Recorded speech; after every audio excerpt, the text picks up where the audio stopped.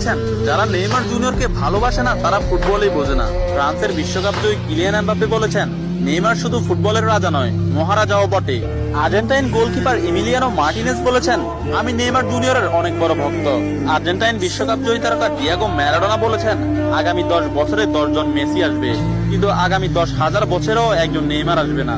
Poland ও Barcelona striker Robert Lewandowski বলেছেন, নেইমারের মতো ফুটবলার জন্ম নিতে হলে আপনাকে 100 বছর অপেক্ষা করতে হবে। তাছাড়া ইংল্যান্ডের প্রিন্স ডেভিড বেকহাম বলেছেন, আজ পর্যন্ত এমন কোন ফুটবলার আমি দেখিনি যার ভেতর নেইমারের মতো ফুটবল আইকিউ আছে, এবং ফুটবলের ক্ষেত্রে কেউই নেইমারের লেভেলের নয়, সে দুর্দান্ত।